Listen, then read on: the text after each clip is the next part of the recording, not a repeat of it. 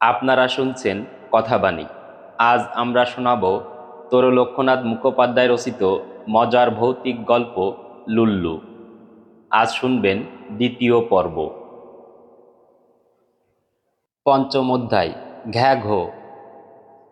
ব্রাহ্মণ এবং আমির আর করেন কি, দুইজনে ঘ্যাঘোর অনুসন্ধানে চলিলেন। যাইতে যাইতে সেই মাঠে গিয়া উপস্থিত হইলেন। কূপের ধারে গিয়া ঘ্যাঘোকে ডাকিতে লাগিলেন।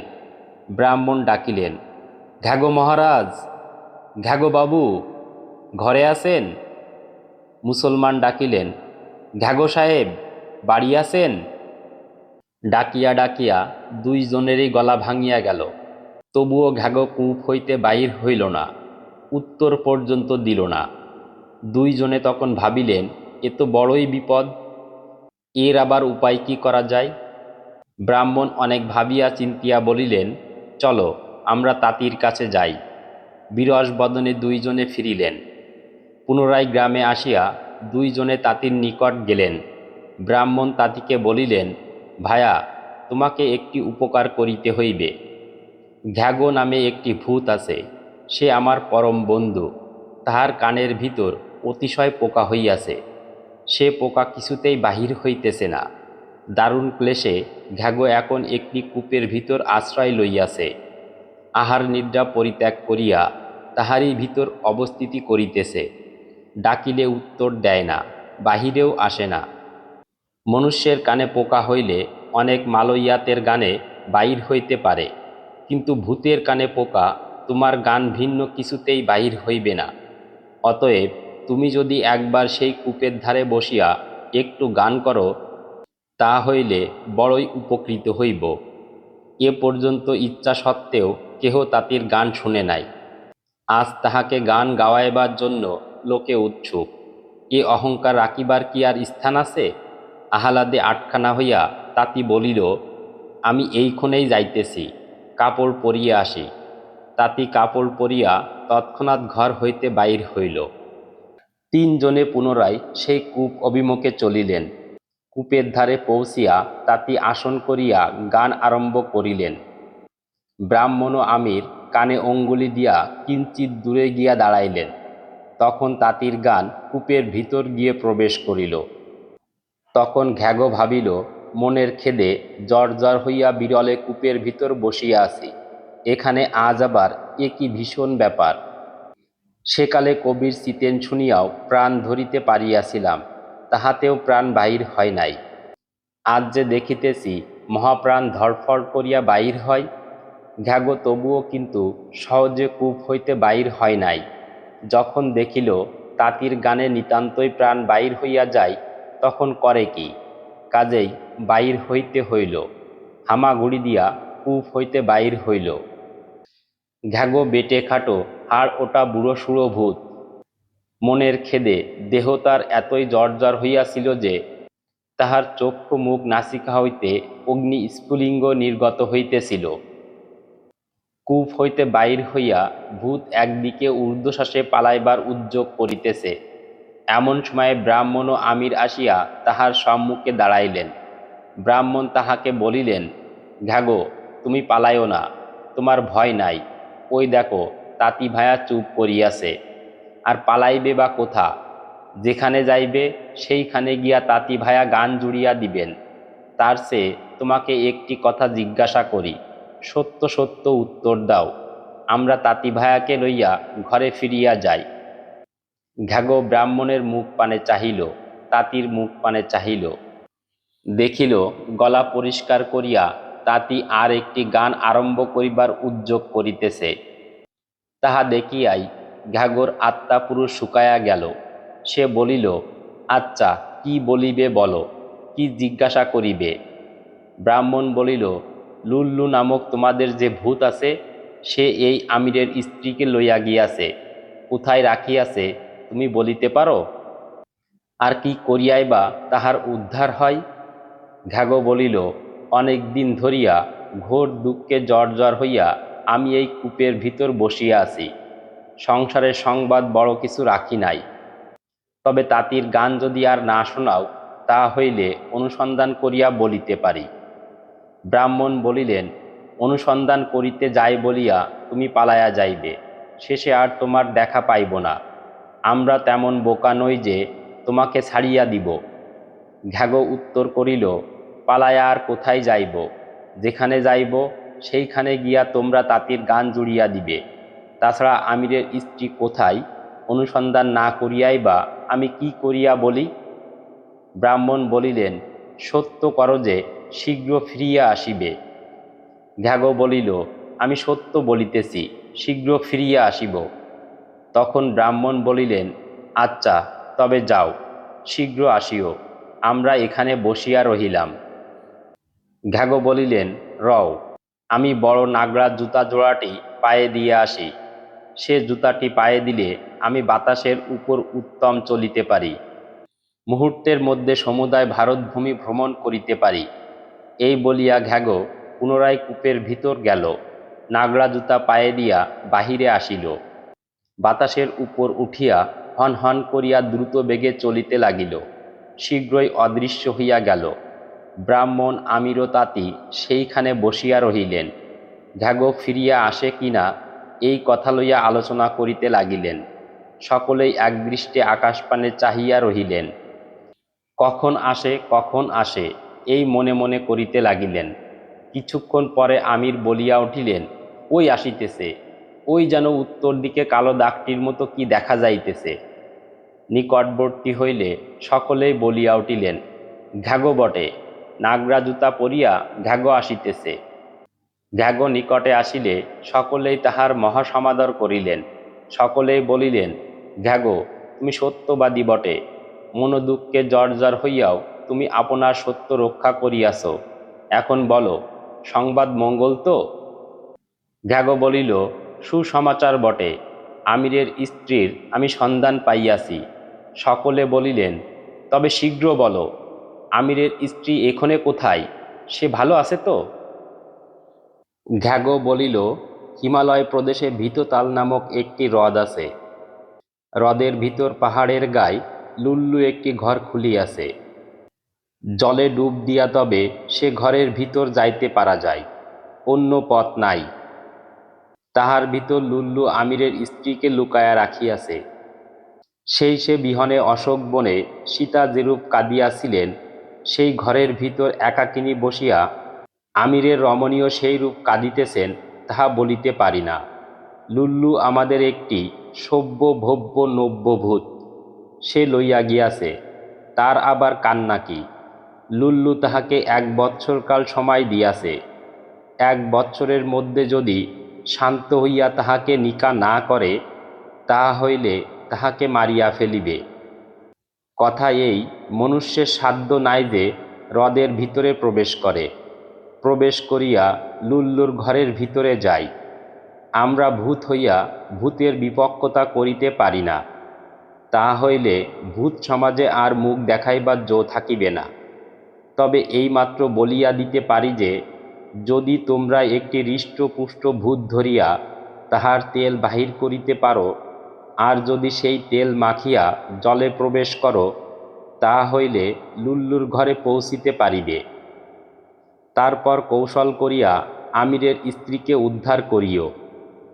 তা বলিয়া যেন আমাকে ধরিয়া তেল বাহির করিও না।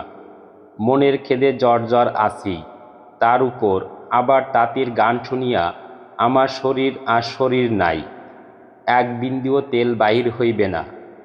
তবে এক কাজ করো, এই মাঠের প্রান্তভাগে একটি গাছ আছে, সেই গাছে গোগো নামে একটি গলায় দড়ি ভূত বাস করে। নিকটে গ্রামের লোককে গলায় দড়ি দিয়া মরিতে সে প্রবৃত্তি দিয়া থাকে। যে কেহ তাহার প্রলোভনে পতিত হয়, সে এই গাছে আসিয়া গলায় দড়ি দিয়া মরে।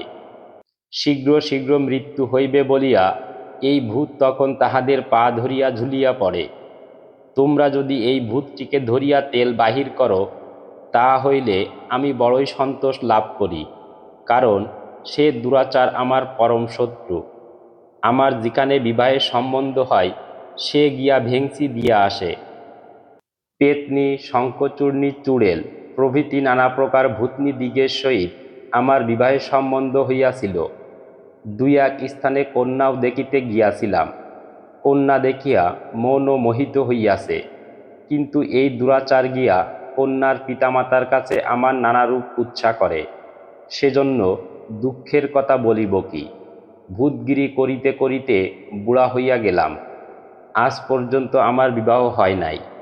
সংসারে আমি আধখানা হইয়া আছি, পুরা ঘ্যাগ হইতে পারিলাম না। আর কত লোক 10টা 20টা বিবাহ করিয়া 16 আনার চেয়ে বেশি হইয়া পড়ে।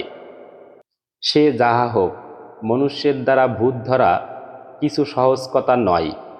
সেকালের মতন এখন আর রোজা নাই যে ভূত ধরিয়া পালকির বিহারা করিবে কি গাড়িতে জুড়িয়া দিবে। কৌশল করিয়া ধরিও।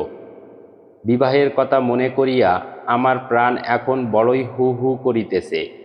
একটি পরম রূপবতী ভূতিনীর সঙ্গে আমার বিবাহের কথা হইয়াছিল। তাহার রূপের কথা আর বলিব কি। তাহার নাকটি দেখিয়াই আমার মন একেবারে মুগ্ধ হইয়াছিল।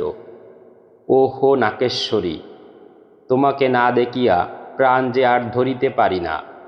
একবার তোমার ছবিখানি দেখিয়া প্রাণ শান্ত করি। আমিও দেখি, তোমরাও দেখো, দেখিয়া চক্ষু জুড়াও। ষষ্ঠ অধ্যায়, ভূতের তেল। নাকেশ্বরীর ছবি দেখিয়া ঘ্যাগর প্রাণ কিঞ্চিৎ শান্ত হইল। সে একে একে সকলের করমর্দন করিয়া প্রস্থান করিল। তখন আমির ব্রাহ্মণ ও তাঁতিকে বলিলেন, আপনাদিগকে আমি অনেক কষ্ট দিয়াছি। ঘর সংসার ছাড়িয়া আপনারা আমার সঙ্গে ঘুরিতেছেন, আর আপনাদিগকে আমি ক্লেশ দিতে ইচ্ছা করি না। আপনারা বাটি ফিরিয়া যান, আমার কপালে যাহা আছে তাহা হইবে। কিন্তু ব্রাহ্মণ ও তাঁতি কিছুতেই আমিরকে একলা ফেলিয়া যাইতে চাহিলেন না। আমিরের অনেক অনুনয় বিনয়ে শেষে স্বীকৃত হইয়া তাহার নিকট বিদায় লইয়া বিরস বদনে দুইজনে গৃহাভিমুখে যাত্রা করিলেন। ইহারা চলিয়া গেলে ঘ্যাগর কূপের ধারে বসিয়া আমির অনেকক্ষণ কাঁদিতে লাগিলেন।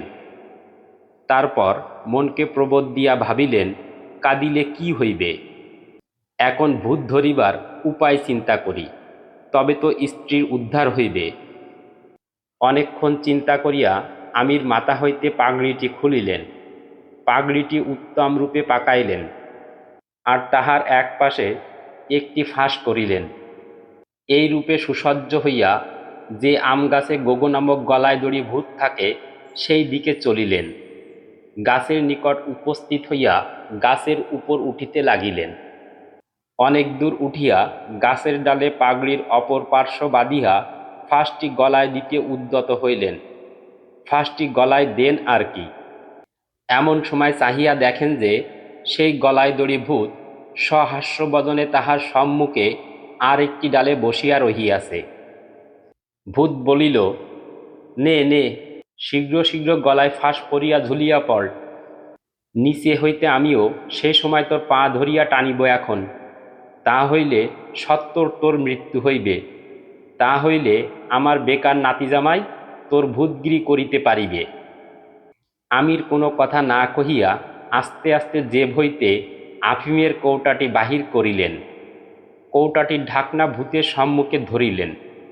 ভূত তাহাতে উকি ঝুঁকি মারিয়া জিজ্ঞাসা করিল, ওর ভিতরও কে? আমির বলিলেন, একটি ভূত। গোগো বলিল, ভূত কই, ভালো করিয়া দেখি। খুব ভালো করিয়া দেখিয়া গোগোর নিশ্চয় বিশ্বাস হইল যে ভূত বটে। সে জিজ্ঞাসা করিলে, উহার ভিতর তুই ভূত ধরিয়া রাখিয়াছিস কেন?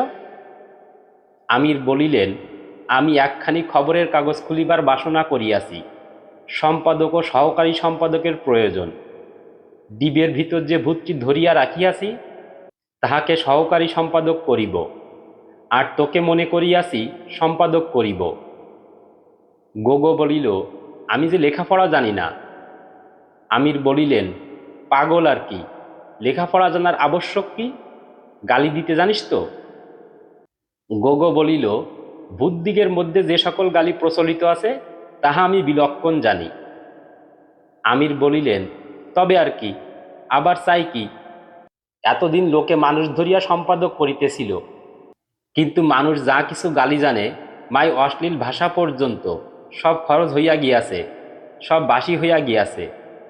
এখন দেশশুদ্ধ লোককে ভূতের গালি দিব, আমার অনেক পয়সা হইবে। ভূত বলিল, তবে কি তুমি গলায় দড়ি দিয়া মরিবে না? ওই যে পাগড়ি, ওই যে ফাঁস। আমির বলিলেন, আমি তো আর খেপিনি যে গলায় দড়ি দিয়া মরিব। পাগড়ি আর ফাঁস হইতেছে টোপ। ওরে বেটা, তোরে ধরিবার জন্য টোপ। যদি এ ফন্দি না করিতাম, তা হইলে তুই কি গাছের ভিতর হইতে বাহির হইতিস? এখন চল, ইহার ভিতর প্রবেশ কর।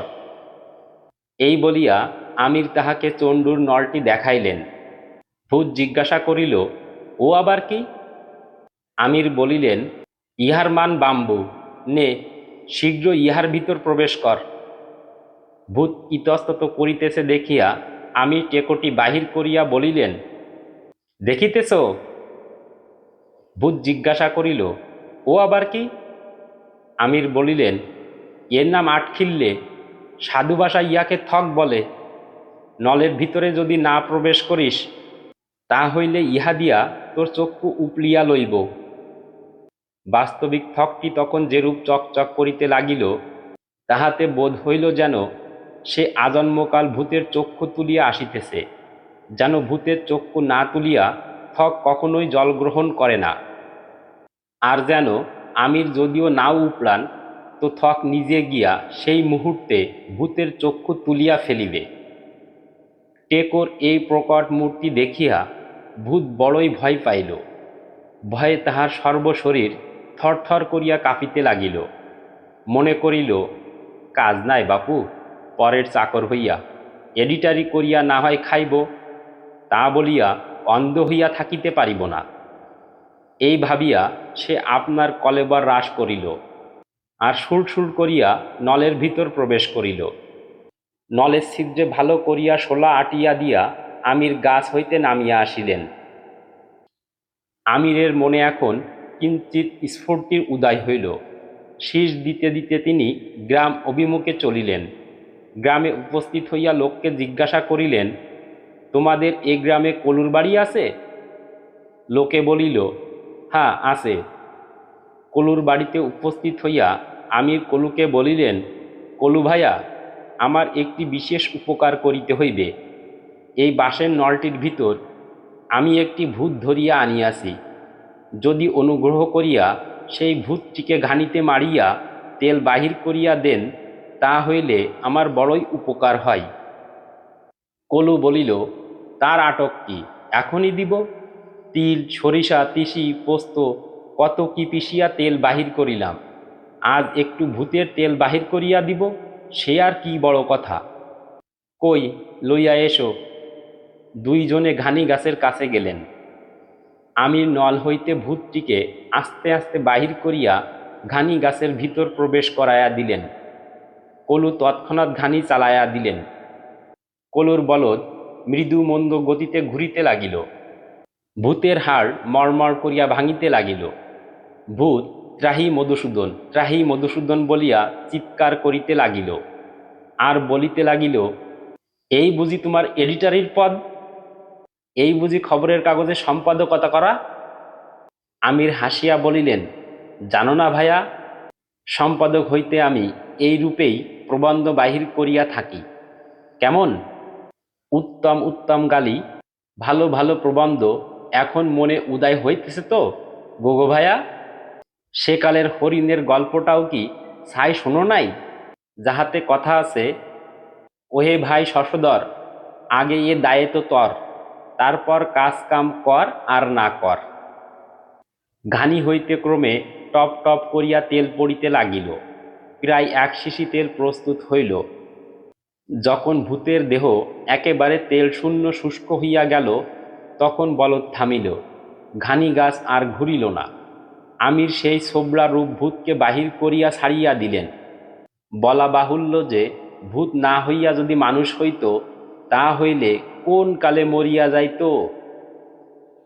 সপ্তম অধ্যায়। উদ্দেশ্য।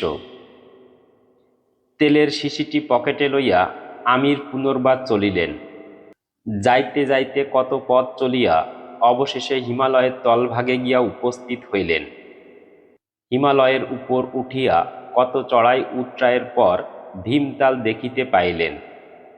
ভীমতালে চারিদিক ঘুরিয়া ঘ্যাগো যেরূপ নির্দেশ করিয়া দিয়াছিল সেই স্থানটিতে গিয়া বসিলেন। জানিলেন এই স্থানটিতে ডুব মারিতে হইবে, ইহার নিচেতেই লুল্লুর ঘর। সেই স্থানে বসিয়া শিশিটি বাহির করিয়া উত্তম রূপে সর্বশরীরে ভূতের তেল মর্দন করিলেন। তেল মাখিয়া তাহার শরীরে যে কেবল আসরিক বল হইল তাহা নহে, দেহ এত লঘু হইল যেন তিনি পাখির মতো উড়িতে পারেন। তেল মাখা হইলে উঠিয়া দাঁড়াইলেন, আর বিসমিল্লা বলিয়া জলে ঝাঁপ দিলেন। জলে ডুব মারিয়া ক্রমেই নিচে যাইতে লাগিলেন। পাতাল পর্যন্ত তত দূর যাইতে হয় নাই, কিন্তু অনেক অনেক দূর গিয়া পাহাড়ের গায়ে একটি ছিদ্র দেখিতে পাইলেন। সেই ছিদ্রের ভিতর প্রবেশ করিতেই একেবারে শুষ্ক ভূমিতে পদার্পণ করিলেন। সেখানে আলোর অভাব ছিল না, উত্তম দিনের আলো ছিল। কিঞ্চিত অগ্রসর হইয়া বাসস্থানের মতো পাহাড়ের গায়ে অনেকগুলি গর্ত দেখিতে পাইলেন, কিন্তু কি মনুষ্য কি ভূত কাহাকেও দেখিতে পাইলেন না। মনে মনে ভাবিলেন এখনো দিন রহিয়াছে, এত প্রকাশ্যভাবে এখানে বিচারণ করা ভালো নয়, রাত্রি হইলে সকল সন্ধান লইব। এই মনে করিয়া একটি ছোট গর্তে লুকায়া রহিলেন। জলে ডুব দিয়া যে শুষ্ক ঘরের ভিতর প্রবেশ করা যায় এ কথা শুনিয়া কেহ যেন অবাক হইবেন না। লোকে পাছে ভাবেন যে আমি যাহা লিখিতেছি তাহা অলিক গল্প কথা, সেজন্য আমাকে ঐতিহাসিক প্রমাণ দিতে হইল। আকবরের সময় একজন লাহোরে এরূপ একটি ঘর নির্মাণ করিয়াছিল যে নিকটস্থ একটি জলাশয়ের জলে ডুব না দিয়া সে ঘরে যাইবার আর অন্য পথ ছিল না। আগ্রাতে জাহাঙ্গীর বাদশাও এইরূপ একটি ঘর দেখিয়াছিলেন। ওয়াকিয়াতি জাহাঙ্গীর নামক পুস্তকে জাহাঙ্গীর লিখিয়াছেন, আমার পিতার সময় লাহোর নগরে যেরূপ একটি জলগৃহ নির্মিত হইয়াছিল সেই রূপ একটি জলগৃহ দেখিতে রবিবার দিন হাকিম আলীর বাটিতে গিয়াছিলাম। আমার সহিত কতকগুলি পরিষদও ছিল, তাহারা এরূপ গৃহ কখনো দেখে নাই। জলাশয়টি দীর্ঘে প্রস্থে প্রায় 6 গজ। ইহার পাশেই একটি কামরা, যাহাতে উত্তম রূপ আলো ছিল, এবং যাহার ভিতর যাইতে হইলে এই জলের ভিতর দিয়া ভিন্ন অন্য পথ ছিল না। কিন্তু আশ্চর্যের বিষয় এই যে এই কামরায় এক বিন্দুও জল প্রবেশ করিতে পারে না। কামরায় 10-12 জন লোক বসিতে পারে। ইহার ভিতর হাকিম আমাকে টাকা ও বহুমূল্য দ্রব্যাদি উপঢৌকন দিলেন। কামরা দেখিয়া আমি বাটি ফিরিয়া আসিলাম। হাকিমকে পুরস্কার স্বরূপ 2000 পদে নিযুক্ত করিলাম। এক্ষণে ইতিহাস দ্বারাও গল্পটি সত্য বলিয়া প্রমাণ হইল। পৃথিবীতে যে কত অদ্ভুত বিষয় আছে তাহা শুনিলে অবাক হইতে হয়। আমির পাহাড়ের গর্তে লুকায়া রহিলেন। ক্রমে সন্ধ্যা হইল। যখন কতক রাত্রি গত হইয়া গেল তখন সেই গিরিগহ্বরে সহসা তুমুল ঝড় উঠিল। কিয়ৎক্ষণ পরে জলের ভিতরও ভয়ানক শব্দ হইতে লাগিল। আমির কান পাতিয়া শুনিলেন কে যেন জল ফুঁড়িয়া উপরে যাইতেছে। ভাবিলেন রাত্রি হইয়াছে, এইবার ভূত বুঝি চরিতে যাইতেছে। যখন পুনরায় সে স্থান নিস্তব্ধ হইল তখন আমির আস্তে আস্তে গর্ত হইতে বাহির হইলেন। অতি সাবধানে এ ঘর সে গর্ত খুঁজিতে লাগিলেন। খুঁজিতে খুঁজিতে অতি দূরে একটি সামান্য আলো তাহার নয়ন গোচর হইল। সেই দিক পানে গিয়া দেখিলেন অপেক্ষাকৃত এক বৃহৎ ঘরের ভিতর একটি প্রদীপ মিটমিট করিয়া জ্বলিতেছে। সেই প্রদীপের কাছে গালে হাত দিয়া মস্তক অবনত করিয়া এক মলিন বসনা বিরস বদনা ললনা বসিয়া রহিয়াছেন। কিঞ্চিত অগ্রসর হইয়া আমির চিনিতে পারিলেন যে এই রমণী তাহারই স্ত্রী। স্ত্রীকে দেখিয়া তাহার বক্ষ স্থলে যেন হাতুড়ির ঘা পড়িতে লাগিল। এমনই হৃদয়ের আবেগ উপস্থিত হইল যে মনে করিলেন এখনই দৌড়িয়া গিয়া ধরি আর বলি, প্রিয়তমে, জানি আর ভয় নাই, আমি আসিয়াছি, আমি তোমার আমির আসিয়াছি। কিন্তু আপনাকে সংবরণ করিলেন, মনে করিলেন ভয় নাই কিসে, এখনো তো আমরা ভূতের হাতে, এখনো তো স্ত্রীকে উদ্ধার করিতে পারি নাই। স্ত্রীকে দেখিতেছি শীর্ণ দেহ, মলিন মুখ, বোধ হয় আহার নিদ্রা পরিত্যাগ করিয়াছে, একেবারে দেখা দেওয়া হইবে না। আমি যে এখানে আসিয়াছি ক্রমে জানিতে দিব। এই ভাবিয়া কিছুক্ষণের নিমিত্ত আমির একটু অন্তরালে দাঁড়াইয়া রহিলেন। আমির রমণী কাঁদিতেছিলেন, অবিরল ধারায় অশ্রুস্রোত তাহার নয়ন যুগল হইতে বহিতেছিল। মাঝে মাঝে দীর্ঘ নিঃশ্বাস ফেলিতেছিলেন, একবার চক্ষু মুছিতেছিলেন, কখনো কখনো অপরিস্ফুট ভাষায় খোদক্তি করিতেছিলেন, বলিতেছিলেন, হায়, আমার দশা কি হইল, শয়তানের হাতে পড়িয়া আমার জাতিকুল সকলই মজিতে বসিল। ধর্ম বিনা স্ত্রীলোকের আর পৃথিবীতে আছে কি? ভূতই হোক আর শয়তানি হোক, এ ধর্ম আমি তাহাকে কখনোই বিনাশ করিতে দিব না। সে দুর্বৃত্ত অঙ্গীকার করিয়াছে, 1 বৎসরকাল আমাকে কিছু বলিবে না। এই 1 বৎসরের মধ্যে দুর্বলের বল, নিঃসহায়ের সহায়, ঈশ্বর কি আমায় পাপিষ্টের হাত হইতে মুক্ত করিবেন না? আমির, আমির, একবার আসিয়া দেখো আমার কি দশা হইয়াছে। আমির আস্তে আস্তে বলিলেন, ভয় নাই, ঈশ্বর তোমার প্রতি কৃপা করিয়াছেন, আমি আসিয়াছি। আমির রমণী চমকিত হইয়া মুখ তুলিলেন। চক্ষুদ্বয় তখন তাহার জলে প্লাবিত ছিল, কিছুই দেখিতে পাইলেন না। ভাবিলেন মনের ভ্রান্তি বশতই তিনি এরূপ শব্দ শুনিলেন। তবুও মনে একটু আশার সঞ্চার হইয়াছিল, কিন্তু সহসা চক্ষু মুছিতে সাহস করিতেছিলেন না। পাছে সত্য সত্যই ভ্রান্তি হইয়া পড়ে, পাছে সে আশাকণাটুকুও উড়িয়া যায়। আমির কিঞ্চিত অগ্রসর হইলেন, বলিলেন, চাহিয়া দেখো, সত্য সত্যই আমি আসিয়াছি। ভয় নাই, ঈশ্বরের কৃপায় নিশ্চয়ই এ ঘোর বিপদ হইতে আমরা মুক্ত হইব। এই বলিয়া একেবারে স্ত্রীর নিকটে গিয়া তাহার গলা জড়াইয়া ধরিলেন। স্ত্রীও তাহার গলা ধরিলেন। এইভাবে বসিয়া দুইজনে অনেকক্ষণ নীরবে কাঁদিতে লাগিলেন। তাহার পর আমির চক্ষু মুছিয়া বলিলেন, আর কাঁদিও না, এখন এখানকার সকল কথা আমাকে বলো। প্রথম আমাকে বলো, ভূত তোমাকে কি করিয়া ধরিয়া আনিল? আমির রমণী বলিলেন, তাহার আমি কিছুই জানি না। ঘরের ভিতর হইতে যেই বাহিরে আসিয়া পা দিলাম, তুমি কি ভিতর হইতে বলিলে, শুনিতে পাইলাম। তারপর যেন একটা ঝড় আসিয়া আমাকে একেবারে ভূমি হইতে উঠাইয়া লইল, একেবারে শূন্যে তুলিয়া ফেলিল, একেবারে উড়াইয়া লইয়া চলিল। আমি অজ্ঞান সংজ্ঞা শূন্য হইয়া পড়িলাম। কতক্ষণ অজ্ঞান ছিলাম বলিতে পারি না।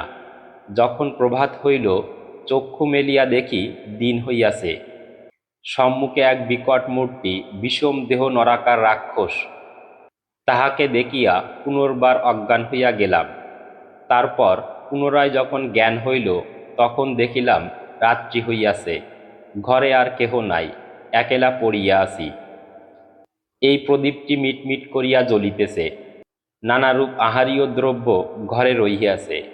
আমি কিন্তু কিছুই খাইলাম না, মনে করিলাম অনাহারে প্রাণ ত্যাগ করিব।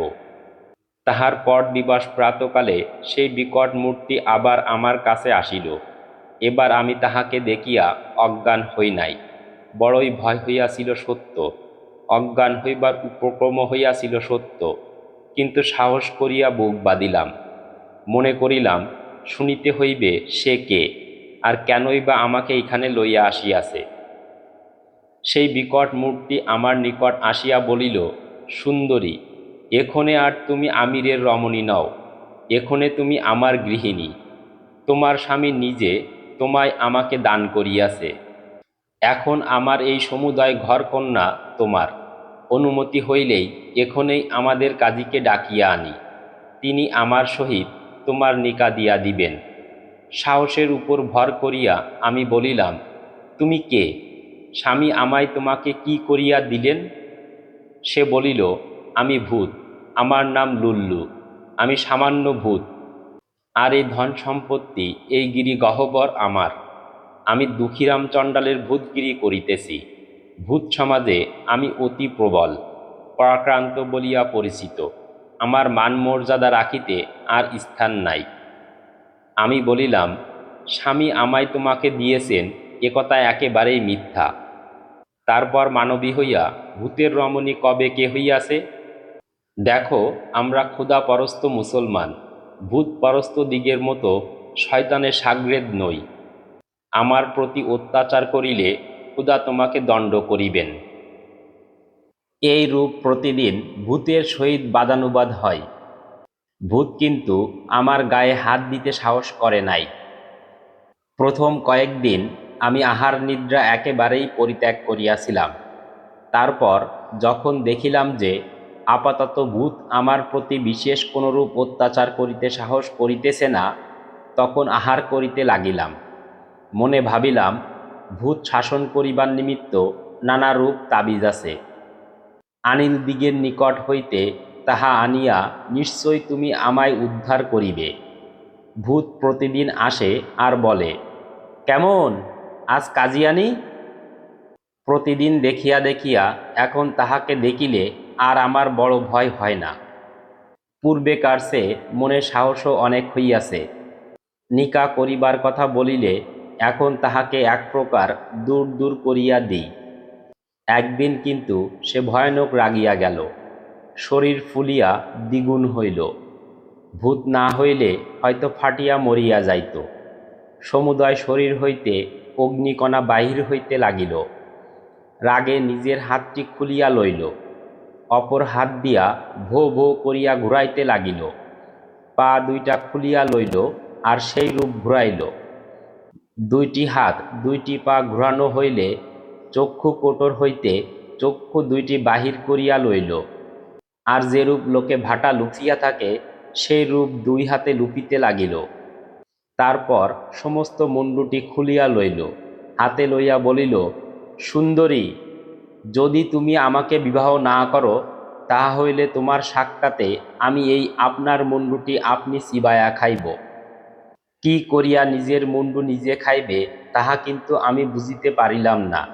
সে যাহা হোক, আমি বলিলাম, তুমি নিজের মুণ্ডু নিজেই খাও আর পরেই খাক, আমি কেন ভূতকে বিবাহ করিতে যাইব? ভালো চাও তো আমাকে ঘরে রাখিয়া এসো। তখন সে বলিল, আচ্ছা, আজ আমি তোমাকে কিছু বলিলাম না। আজ হইতে 1 বৎসর কাল তোমাকে কিছু বলিব না। 1 বৎসর পরে আমাকে নিকা করো ভালো, না করো তোমাকে প্রাণে মারিয়া ফেলিব। তোমার স্বামী তোমায় আমাকে দিয়াছে, আমি তোমাকে লইয়া যাহা ইচ্ছা করিব। মনে করিও না আর কখনো তোমার স্বামীকে তোমায় ফিরিয়া দিব। সেই দিন হইতে আর আমাকে বিরক্ত করে না।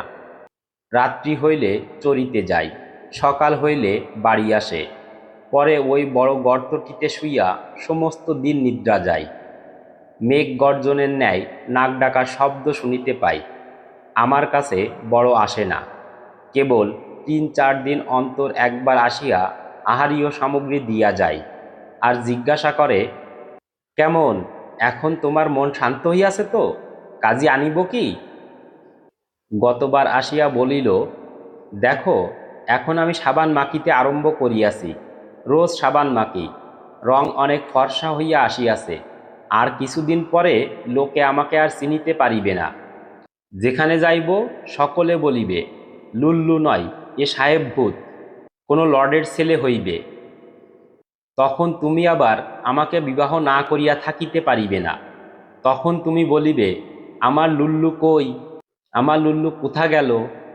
তখন তুমি বলিবে, আর বিলম্ব সহে না, শীঘ্র কাজী ডাকো, শীঘ্র আমাকে নিকা করো। কিন্তু তা আমি করিব না। তখন আমি নলপথ করিব।